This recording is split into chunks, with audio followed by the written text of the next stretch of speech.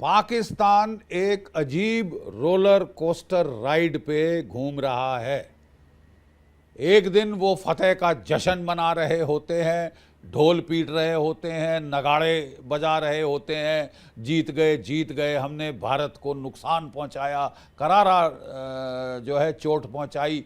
और दूसरे दिन वो मौत का मातम मना रहे होते हैं, they are down in the dumps. ये चक्कर क्या है, माजरा क्या है? देखिए साहब, ये जो जनरल आसिम मुनीर खान साहब हैं, वो अपने आप को एक बड़ा भारी गाजी समझ बैठे हैं। वो दूसरे परवेज़ मुशर्रफ बनना चाहते हैं, ठीक है। और जैसे ही मोदी 3.0 सरकार आई और उनको लगा कि ये सरकार कम बहुमत से आई है, तो उन्होंने एक अभियान छेड़ दिया। जिस रात मोदी सरकार का swearing in ceremony, oath taking ceremony नई दिल्ली में हो रही थी, उसी रात उसने पाकिस्तान की आईएसआई ने हमले करवाने शुरू कर दिए। रियासी के अंदर हमारे जो तीर्थ यात्रियों की एक बस पे हमला किया।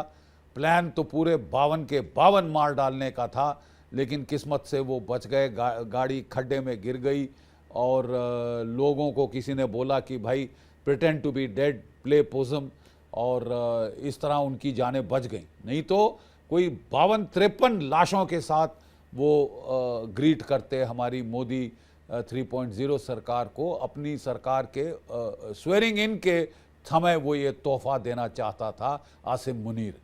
और फिर साहब उसने तो पूरी जंग छेड़ दी। ये क्या कहते हैं, पीर पंजाल के दक्षिण में जो जो इलाके खाली हो गए थे, क्योंकि वहाँ पे एक तो पूर्ण शांति आ गई थी, दूसरी और जगह ट्रूप्स की ज़रूरत थी, और भी कई वजूहात थी जिसके कारण वहाँ पे गैप्स हो गए थे।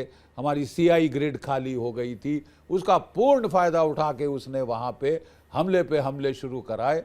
और कोई तकरीबन आप समझ लीजिए कोई 50 के करीब भारतीय सैनिक हमारे शहीद हो गए।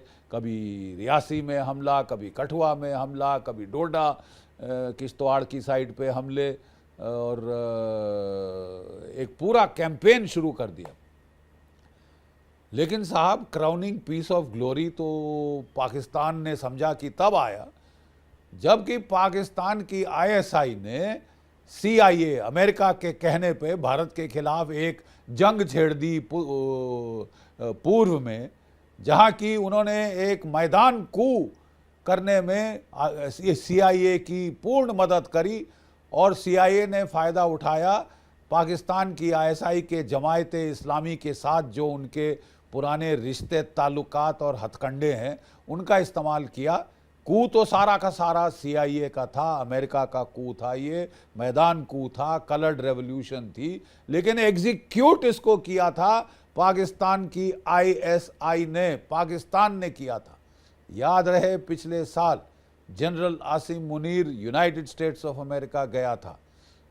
अब कहा तो जा रहा है हमें कि साहब भारत और अमेरिका के रिश्ते बहुत अच्छे हैं, और वहाँ पे ये भी बात की जा रही है कि most allied ally, non NATO ally Bharat को बनाना चाहिए ताकि वो चीन के खिलाफ खड़ा हो सके, इत्यादि इत्यादि। लेकिन असलियत में तो पाकिस्तान को फिर मोहरा चुन लिया है ये जो प्रेजेंट डेमोक्रेटिक सरकार है वहाँ ने। और वहाँ पे जब गया जनरल आसिम मुनीर पिछले साल यूनाइटेड स्टेट्स ऑफ अमेरिका में, तो वो वहाँ के आर्मी चीफ्स वगैरह से तो मिला, डिफेंस सेक्रेटरी लॉयड ऑस्टिन से मिला, वो विक्टोरिया न्यूलैंड से भी मिला। अब विक्टोरिया न्यूलैंड से मिलने का क्या मकसद था उसका? क्या what was the rational, what was the reason? क्या करना है पाकिस्तान के आर्मी चीफ को विक्टोरिया न्यूलैंड से मिलकर, जो मोहतरमा सारे कलर्ड रेवोल्यूशन की जननी बन के घूम रही हैं? जगह जगह उन्होंने कलर्ड रेवोल्यूशंस कराई हैं, अरब स्प्रिंग कराए हैं, मैदान कू कराए हैं। यूक्रेन में सारा जो गदर गफलत, उसकी जड़, फसाद की जड़ ये मैडम न्यूलैंड थी। और ये आप जानते हैं कि बांग्लादेश भी आ चुकी हैं मोहतरमा। और आप सब जानते हैं कि हसीना वाजेद ने खुद कहा, उसकी चिट्ठी लीक हुई है जिसमें उसने कहा कि अमेरिकन ने आके धमकी दी थी कि अगर आप इलेक्शन जीतना चाहती हैं तो बस ज़रा सेंट मार्टिन आइलैंड हमको हैंड ओवर कर दीजिए, हमारी मदद करिए, हमें क्रिश्चियन देश बनाना चाहते हैं म्यांमार मणिपुर के बॉर्डर पे। और वहाँ पे तो साहब अब आप देख रहे हैं ड्रोन से हमले शुरू हो गए हैं भारत की सिक्योरिटी फोर्सेस के ऊपर, वहाँ के गांवों के ऊपर। ये कुकी आर्मी वहाँ से हथियार ले लू के CIA के वो चढ़ बैठी है की कोशिश कर रही है म्यांमार मणिपुर के अंदर गदर गफलत फैलाने की, भारत को तोड़ने की, एक क्रिश्चियन कुकी राज बनाने की वहाँ पे। ये सारे में पाकिस्तान के हथकंडे, ठीक है। हसीना वाजेद ने मना कर दिया, हर डेज वर नंबर्ड। वो भी बेचारी जानती थी, दुनिया भी जानती थी कि अब अमेरिका वहाँ पे एक कू करना चाहता है भारत के खिलाफ, और ये कू हो गया। हम सब ने देखा किस तरह 45 मिनट दिए गए हसीना वाजेद को वहाँ से छोड़ के भागने के लिए। और वो जो हैं मैडम, वो बेचारे बेगम हसीना वाजेद, जिन्होंने भारत का इंटरेस्ट का काफ़ी बखूबी से उन्होंने सेफगार्ड की थी, दोस्ती निभाई थी उन्होंने, क्योंकि उनके तो पुराने ताल्लुकात हैं फ्रीडम स्ट्रगल के भारत के साथ। तो उनको छोड़ के दिल्ली असाइलम लेना पड़ा है, ठीक है। और पूरी दुनिया में डंका फैला दिया पाकिस्तान के मीडिया ने कि 1971 की जो रीस्ट्रक्चरिंग हुई थी सब कॉन्टिनेंटल सिक्योरिटी की, जो भारत हावी हो गया था साउथ एशिया के ऊपर, वो जो है दैट हैज़ बीन अनडन। और वही कास्ट ऑफ कैरेक्टर्स जो उस वक्त बांग्लादेश को आज़ाद होने से रोक रहा था, Pakistan, United states of America, चीन, ये तीन शक्तियां मिलकर लगी थीं कि किसी भी तरह से भारत को आज़ाद ना कराने दें बांग्लादेश को। आज वो ये चहक रहे थे पाकिस्तान में लोग कि खासकर वहाँ का मीडिया और वहाँ के जो कमेंटेटर्स कि साहब हमने तो शिकस्त दे दी है भारत को, हमने जो है वो जो पूरा 71 की लड़ाई का नतीजे ही हमने बदल दिए हैं। जैसे कि मान लो बांग्लादेश फिर से एक कॉलोनी बन गया हो पाकिस्तान की, जैसे पहले लूट खसोट वेस्ट पाकिस्तान करता था ईस्ट पाकिस्तान में, और वही रज़ाकार और वही जो नीच लोग जो कि पाकिस्तान की फ़ौज का जिन्होंने साथ दिया था फ्रीडम स्ट्रगल में, अपने ही लोगों के बरखिलाफ़ किस तरह औरतें सप्लाई कर रहे थे पाकिस्तान आर्मी को, वो लोग एक बार फिर से हावी वहाँ हो गए हैं, बशर्ते वो पाकिस्तान की ISI की इमदाद से, जमायत इस्लामी की इमदाद से। और पैराशूट किया गया वहाँ पे अमेरिका का एक चहेता मोहम्मद यूनुस, और गदर मच गया है बांग्लादेश की सड़कों पर, बांग्लादेश के शहरों में लूटपाट का उन्माद है वहाँ पे। जो चाहे वो प्राइम मिनिस्टर का घर लूटो, उसकी साड़ियाँ ब्लाउज़ लूटो, फर्नीचर लूटो, होम मिनिस्टर का घर जला दो, फॉरेन मिनिस्टर को जेल में डाल दो, चीफ जस्टिस को कुर्सी से उठा के पटको, इत्यादि इत्यादि पागलपना। अवामी लीग के बाशिंदे मारे जा रहे हैं, उनकी लाशें पाँव से उल्टा टांगी जा रही हैं ब्रिजेस वगैरह पे। और ट्रायम्फलिज्म पाकिस्तान में कि सिपह सलार जनरल आसिम मुनीर ने तो तहलका मचा दिया, उसने तो भारत को शिकस्त दे दी है, उसने जो 71 की लड़ाई है उसका बदला ले लिया। ये रोलर कोस्टर राइड पे पाकिस्तान एक हाई पे था साहब, वो सब लगता है लथ गई है, सारी उतर गई है। जो ये जो दारू पी ली थी शायद विस्की इन्होंने, अमेरिकन विस्की, वो थोड़ी लथती हुई दिखाई दे रही है पाकिस्तान के अंदर। पाकिस्तान में भूकंप आ गया, पाकिस्तान की आर्मी में भूकंप आया है।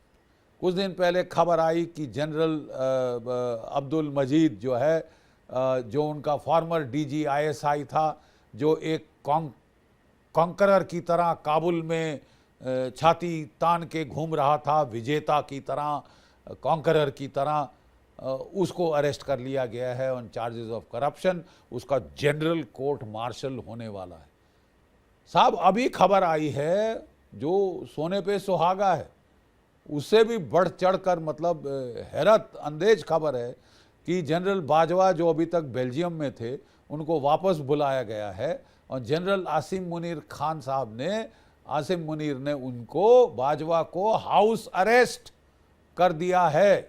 दिस इज शॉकिंग खबर, ये पाकिस्तान से आ रही है। रिजवान साहब वहां से बोल रहे हैं, उनके कॉरेस्पॉन्डेंट, की उनको हाउस अरेस्ट कर दिया गया है। This is unthinkable. Farmer Pakistani army chief under house arrest by the Pakistan army itself. लोग कह रहे हैं उनकी सेफ्टी सिक्योरिटी के लिए है, लेकिन बात यह है कि माजरा क्या है?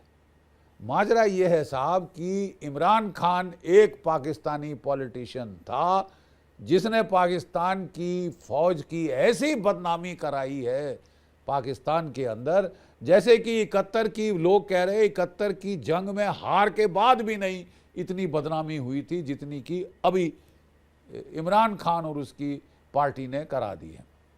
इमरान खान को किंग किसने बनाया? इमरान खान को सत्ता किसने सौंपी थी? पाकिस्तान की फौज, जनरल बाजवा और उनके तत्कालीन DGI अब्दुल मजीद, जो आज जेल के अंदर हैं।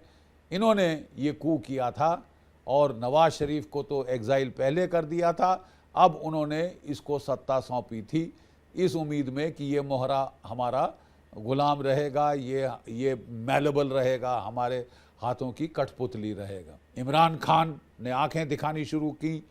अब वो चाहता था कि मेरे को मदद की है सत्ता पकड़ने में DGI ने, और वो अब्दुल मजीद को आर्मी चीफ बनाना चाहता था। नौ जब भी कोई पॉलिटिशियन पाकिस्तान का ISI आर्मी की चीफ की सिलेक्शन में दखलंदाजी शुरू कर देता है तो उसके days are numbered. Nawaz Sharif के साथ भी यही हुआ था, उसने भी DGI को चीफ बनाने की कोशिश की थी और he had come to grief. Exactly the same happened. Pakistan army closed rank. तो जैसे मैं कह रहा था, the Pakistan army closed rank. जब भी कोई पॉलिटिशियन चीफ के स्वीप स्टेक्स में इंटरफेयर करने, टांग अड़ाने की कोशिश करता है, अगला चीफ इंस्टॉल करने की कोशिश करता है, तो पाकिस्तान आर्मी जो है वो विद्रोह कर देती है और वो तख्ता पलट कर देती है ऐसे पॉलिटिशियन का। नवाज शरीफ को देश निकाला दे दिया गया था, जुल्फ़िकार अली भुट्टो को तो फांसी टांग दिया था, नवाज शरीफ को देश निकाला दिया। और अब इमरान खान ने जब यही कोशिश करी तो हिस्ट्री रिपीटेड इटसेल्फ इन पाकिस्तान। जनरल बाजवा ने ही सैक किया DGI को उस टाइम के, और आसिम मुनीर जो था उसको वो वापस उन्होंने चीफ बनाकर गए अपनी जगह, और उन्होंने इमरान खान का तख्ता पलट कर दिया, क्योंकि इमरान खान ने यूनाइटेड स्टेट्स ऑफ अमेरिका को आंखें दिखाकर अपना जो अंत है वो जल्दी बुला लिया था। और अमेरिका हमेशा कू करता है पाकिस्तान की फ़ौज के ज़रिए, क्योंकि पाकिस्तान की फ़ौज के अफसरों के बेटे बेटियां, रिश्तेदार सारे के सारे आपको अमेरिका या इंग्लैंड में पाए जाएंगे, अच्छी आलीशान अपार्टमेंट्स और बंगलों में। तो उन्होंने कू किया, इमरान खान को गद्दी से हटा दिया। लेकिन इमरान खान एक पहला पॉलिटिशियन निकला पाकिस्तान में जिसने एक स्ट्रीट रेवोल्यूशन खड़ी कर दी पाकिस्तान की फौज के बरखिलाफ और हिला के रख दिया। और जितना वो लोग कह रहे हैं, जितना इमरान खान ने किया है पाकिस्तान की मिलिट्री की रेपुटेशन को डिस्ट्रॉय करने के लिए, उतना कह रहे हैं कि इतना तो बुरा हाल पाकिस्तान की फौज की रेपुटेशन का 71 में हार के बाद भी नहीं हुआ था। इतना बुरा हाल कर दिया आवाम के साथ। आवाम का गुस्सा पूरा, जो कि भूखा आवाम जिनको 2 रोज़ की रोटी नहीं मिल रही उस फटीचर मुल्क में, वो बेचारे जो है गुस्से में आकर वो फूट पड़े सड़कों के ऊपर। उनका गुस्सा, हंगर लीड्स टू एंगर। और कोर कमांडर का घर पे हमला किया, उसके शुतुरमुर्ग, उसके मोर खा गए काट के, उसके फ्रिज को खोला, क्राफ्ट चीज़ और एग्जॉटिक फ्रूट खा गए उसके। बड़ा इतनी तौहीन कभी पाकिस्तान की फ़ौज की नहीं हुई। अब पाकिस्तान की फ़ौज को डर है कि 8 सितंबर को इमरान खान ने धमकी दी है कि वो फिर से अपनी एजिटेशन वो दोबारा स्टार्ट करेगा। और इसकी प्रिपरेशन में देखिए, पहले तो DGISI जो उसका उनको लगता था फौजी सपोर्ट बेस है, because he has split the Pakistan army. So जो फॉर्मर DGISI को अरेस्ट किया गया, general court martial, summary general court martial उनका होने वाला है। और मतलब काफ़ी जो है उसके बाद उन्होंने एक प्रोग्राम शुरू करी जो ISI है उसके खिलाफ। देखिए, हमेशा टग ऑफ वॉर रही है DGISI और डायरेक्टर जनरल मिलिट्री इंटेलिजेंस में, directorate general of inter services intelligence और मिलिट्री इंटेलिजेंस के बीच में हमेशा रस्साकशी रही है। ये पहली बार है कि DGMI जो है ये ऊपर आ गई है और अब ये एक प्रोग्राम कर रही है, अब ये एक जो है क्लीन अप कर रही है पाकिस्तान की फ़ौज के अंदर की जो भी पुराने DGISI अब्दुल मजीद के चहेते थे, जो कि उसके सपोर्टर्स थे, उन सब को वीड आउट किया जा रहा है। पूरी फ़ौज को जो है आप एक वहाँ पे सफाई की एक मुहिम छिड़ गई है कि उसके जो सारे लॉयलिस्ट थे उनको चुन चुन कर पोस्ट आउट किया जा रहा है, कोर्ट मार्शल किया जा रहा है, रिटायर किया जा रहा है। एक इंस्टीट्यूशनल वॉर स्टार्ट हो गई है। पाकिस्तान की ISI के खिलाफ चोट पहुंचाई है, भारी चोट पहुंचाई है, ट्रस्ट ख़त्म कर दिया है दोनों के बीच में। और पाकिस्तान के जो ऑब्जर्वर्स हैं, जो उनके मीडिया है, वो कह रहे हैं साहब ये आसिम मुनीर साहब ने तो ऐसी चोट, जो इमरान खान ने तो रेपुटेशन को चोट पहुंचाई थी, इन्होंने पाकिस्तान की इंस्टीट्यूशन, जो आर्मी की इंस्टीट्यूशन है, उसको भारी चोट और सदमा पहुंचाया, उसको भारी चोट और सदमा पहुंचाया। और ये ट्रस्ट को रीबिल्ड करने में बड़ा टाइम लगेगा। अटकलें लगाई जा रही हैं कि साहब उनका कार्यकाल ख़त्म होने वाला है। नॉर्मली हर आर्मी चीफ एक एक्सटेंशन लेके जाता है, अपने टाइम पर तो रिटायर होने से कोई आर्मी चीफ चाहता ही नहीं। बड़े बिरले आर्मी चीफ है जो अपने कार्यकाल के ख़त्म होने पे चुपचाप रिटायरमेंट में चले गए, ठीक है। लेकिन अभी तक कोई एक्सटेंशन की अनाउंसमेंट नहीं हुई है। हम नहीं समझते कि नवाज शरीफ साहब भी चाहते हैं कि ऐसा शातिर चतुर आर्मी चीफ जो कि विक्टोरिया न्यूलैंड से मिलता रहता है जाके, और जो अमेरिका की CIA के साथ हथकंडे कर रहा है, I am not very sure वो कितना चाहेंगे उसको रखना एज एन आर्मी चीफ। और फिर तो व्हाट इज़ नेक्स्ट? या तो आसिम मुनीर साहब कू करें, इंस्टीट्यूशनल कू, अगर एक्सटेंशन सीधे हाथ नहीं मिलती तो टेढ़े हाथ से निकाले, वो कू करें। कू करना भी आजकल के दिन में आसान नहीं है, क्योंकि फिर IMF लोन नहीं देगा, यू सी, और कुछ ना कुछ उनको या तो मुखौटा दूसरा खड़ा करना पड़ेगा। अभी तो बड़ी मुश्किल से शहबाज शरीफ को इलेक्शन स्टील करके, चोरी डकैती करके इलेक्शन जिताई है, ठीक है। अब वो कहाँ से दूसरा लाएंगे, और ऑप्शन क्या है? और अगर वो ज़बरदस्ती रहने की कोशिश करते हैं, एक्सटेंशन इनकी दुम मरोड़ के एक्सटेंशन लेने की कोशिश करते हैं, शहबाज शरीफ की दुम मरोड़ कर, तो हो सकता है कि उनकी आर्मी में ही उनके खिलाफ बगावत हो। जो अगले चीफ बनना चाहते हैं वो जो है बहुत खफा हो जाए। नॉर्मली पाकिस्तान की आर्मी में इंस्टीट्यूशनल कूज होते हैं, नॉन इंस्टीट्यूशनल कूज बहुत कम है। एक मेजर जनरल अकबर खान ने किया था 1948 में, जो फेल हो गया। फिर एक ब्रिगेडियर्स और ख्वाजा वगैरह और कर्नल्स वगैरह ने मिलके कू करने की कोशिश की थी, जो कि फेल हो गया था। काफ़ी सारों को सजा हुई थी। अभी भी ऐसे ब्रिगेडियर और कर्नल हैं पाकिस्तान की फ़ौज में जो शायद सोच रहे हैं कि वो अब निज़ाम मुस्तफ़ा लाएंगे, वो नॉन इंस्टीट्यूशनल कू करेंगे। मतलब anything can happen, we will have to wait and watch. काफ़ी गदर पाकिस्तान के इंस्टीट्यूशनल शेकअप पाकिस्तान में हो गया है, जो पहले कभी नहीं हुआ था। और ये इंस्टीट्यूशनल शेकअप साहिबान ऐसे टाइम पे हुआ है जब पाकिस्तान अफोर्ड नहीं कर सकता, इकॉनमी के फटीचर हाल है। $7 अरब का लोन IMF ने दिया था, ज़्यादातर पाकिस्तान की फ़ौज ने लगा दिया है बांग्लादेश में तख्ता पलट करने में। लोगों को 2 रोज़ की रोटी मिले वो नहीं, कि तख्ता पलटने में वो पैसा लगा दिया, साहब पैसा आया, लगा दो, हथियार खरीदो और भाड़ में जाए पाकिस्तान की आवाम। भूखे मरते हैं गलियों पे, सड़कों पे, तो मरे। क्या आप जानते हैं आज के दिन पाकिस्तान में 4 करोड़ भिखारी हैं, यानी 25% डॉन के मुताबिक 25% आबादी पाकिस्तान की भीख मांगने की कगार पे, भीख मांगने पे आ गई। ये तो हाल है पाकिस्तान की फटीचर इकोनॉमी का। और साहब वो जो है बिजली के बिल आसमान को छू रहे हैं, 60-60 हज़ार रुपये महीने के बिल आते हैं ऐसे बेचारे लोगों को जिनकी महीने की तनख्वाह 40,000 रुपये है। तो कहाँ से पे करेंगे साहब?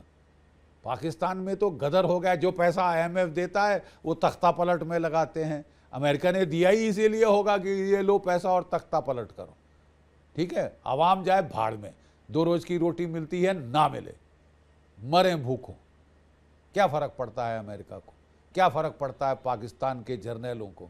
उनके तो फ्रिज में क्राफ्ट चीज़ और अलग अलग किस्म के जो है बड़े पकवान वहाँ पड़े हैं, तो उनको क्या खाने की फ़िक्र है कि लोगों को रोजी रोटी मिल रही है कि नहीं। अब मैं बात करना चाहूँगा एक जो और गंभीर स्थिति जो पाकिस्तान में हो रही है। इमरान खान पश्तून है, पठान है, और खैबर पश्तूनख्वा में उसका काफ़ी अच्छी पकड़ है, पंजाब में भी उसकी अच्छी पकड़ है। ये one of those few politician, और उसकी वजह से पठान और पंजाबी कौमों के अंदर दरार आ सकती है, और काफ़ी हद तक आ भी गई है, क्योंकि तहरीक-ए-तालिबान पाकिस्तान हाथ धो के लड़ रही है पाकिस्तान की फ़ौज से। 2-2 कंपनियां मर गई हैं पाकिस्तान की फ़ौज के। अगर हिंदुस्तान में कोई 50 के करीब आधी कंपनी जितना नुकसान हमारा हुआ है, तो 2-3 कंपनियां तो हाल के दिनों में पाकिस्तान के अंदर उतने बराबर के फ़ौजी मारे गए हैं। वहाँ पे 2 कंपनी, मतलब 400-500 के करीब पाकिस्तानी फ़ौजी हलाक हो चुके हैं। Tehrik-e-Taliban is up in arms. Pakistan के अंदर जो तालिबान है अब वो खफा हो गई है पाकिस्तान के साथ।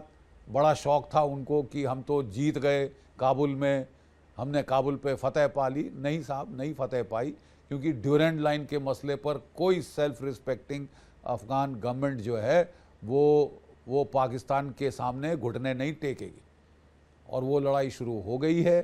The Punjabi Pashtun fault line could be a very serious fault line for Pakistan. अगला है साहब बलूचिस्तान में विद्रोह का बिगुल बच चुका है बलूचिस्तान के अंदर। 25 अगस्त को, ये एक दिन पहले था, 18 साल पहले, वो जो शहीद नवाब अकबर खान बुगती, जो कि 80 साल से ज़्यादा जिनकी उम्र थी, बलूचिस्तान के लीडर थे, बड़े पॉपुलर लीडर। परवेज़ मुशर्रफ ने उन्हें एक गुफा में बेचारों को उनको मरवा डाला था, हत्या कराई थी उसकी। और उसका बदला लेने के लिए जो मजीद ब्रिगेड है बलूचिस्तान लिबरेशन आर्मी की, BLA की, उन्होंने पाकिस्तान की फ़ौज के बेला कैंप पर एक मिलिट्री ऑफेंसिव लॉन्च किया। इसमें जो सलमा बलूच, एक फीमेल सुसाइड बॉम्बर, और रिजवान बलूच उनके जो कॉमरेड थे, ये लोग एक व्हीकल बोर्न ID के साथ आए। बड़ी पावरफुल ID, गेट पे ब्लास्ट करी, तहस नहस कर दिया, और बलूच अंदर घुसे। 40 पाकिस्तानी सिपाही मार डाले उस कैंप में। लेकिन ना सिर्फ यह हुआ साहब, बड़ा प्लान्ड ऑपरेशन था ये। जो सड़कें आती थीं बेला कैंप की तरफ, जिस रास्ते पाकिस्तान की फ़ौज की रीइंफोर्समेंट्स वो जानते थे इनकी मदद करने आएंगी, वहाँ उन्होंने एम्बुश लगाए, वहाँ उन्होंने एम्बुश लगाए। और कोई 60 से ज़्यादा पाकिस्तानी फ़ौजी, 40 मारे कैंप में, 60 मारे सड़कों पे जो रीइंफोर्समेंट्स आ रही थी। बसें रोकी, हाईवेज़ को पूरा जैम कर दिया, चक्का जाम। बसें रोकी, उतार कर बसों से पंजाबी मार डाले, जो कि उनकी नौकरियां छीन रहे हैं बलूचिस्तान में, और उनके at the cost of the Baloch जो कि ऐश कर रहे हैं, उनको निकाल के बसों से मारा। वो कह रहे हैं कोई 20 के करीब तो पाकिस्तानी फ़ौजी हॉस्टेज लिए हैं, कोई 123 के करीब जो हैं पाकिस्तान की फ़ौज के वहाँ पे अफराद को उन्होंने मार डाला है जान से। और बड़ा भारी कोऑर्डिनेटेड अटैक था ये। जिस दिन ये अटैक हो रहा था, पाकिस्तान जो चाइना के आर्मी चीफ हैं जनरल लियाओ क्योमिंग, वो रावलपिंडी आए थे। वो इस्लामाबाद में शहबाज शरीफ उनके डिफेंस मिनिस्टर से मिल रहे थे, पाकिस्तान के आर्मी चीफ से मिल रहे थे। आपको याद होगा कि चीन ने कुछ महीने पहले पाकिस्तान की आर्मी को रॉयट एक्ट पढ़ दिया था, यू बेटर गेट कंट्रोल और एल्स। काफ़ी हो गया नुकसान हमारे इंजीनियर्स का, हमारे बंदों का, अब आप यहाँ पे स्थिति नियंत्रण में लाइए। और उनके चीन के आदेश पर पाकिस्तान ने अज़्म इस्तेकाम नाम का एक बड़ा ऑपरेशन प्लान ही किया था। और जब ये खबर फैली कि ऑपरेशन होने वाला है तो खैबर पख्तूनख्वा के लोग वो सड़कों पर निकल आए, हजूम निकल आए। क्योंकि जब पिछली बार जैसे ज़रब अज़्ब वगैरह हुआ था तो पाकिस्तान की फ़ौज ने गांव के गांव, शहर के शहर खाली करा दिए थे, रेफ्यूजी कैंप में धकेल दिए थे। मिलियन के ऊपर जो पश्तून थे सड़ने के लिए, मरी गर्मी के अंदर उन्होंने ऐसा किया था। तो इस बार आवाम ने काफ़ी गुस्सा दिखाया। जो मुनीर हैं, जनरल मुनीर, आसिफ मुनीर खान, वो भी हिल गए कि साहब मैं क्या क्या संभालूंगा। वहाँ से तहरीके तालिबान गले पड़ गई है, यहाँ पे बलूची गले पड़ गए हैं, सिंधी गले पड़ गए हैं, गिलगिट बाल्टिस्तान के लोग गले पड़ गए हैं, POK में उपद्रव की हालत हो गई है। He has bitten off more than he can chew, let's face it. और इस वक्त पाकिस्तान की जो आर्मी की इंस्टीट्यूशन है उसकी जड़ें हिल चुकी। जब ISI के खिलाफ उसने मुहिम छेड़ दी, पुराने चीफ को बुला के हाउस अरेस्ट कर दिया कि जो पूरा इकोसिस्टम जिसने सपोर्ट किया था इमरान खान को ताकत में आने को, उसको न्यूटर करने की कोशिश कर रहा है आसिम मुनीर। वो समझता है कि मैं तो विक्टोरिया न्यूलैंड का चहेता हूँ और अब मैंने बांग्लादेश में तख्ता पलट किया है, मैं सब कुछ कर सकता हूँ। उसका अपना घर खतरे में है, अपना गढ़ खतरे में है। और पाकिस्तान के मुसीबत भरे दिन अब आते दिख रहे हैं। Thank you.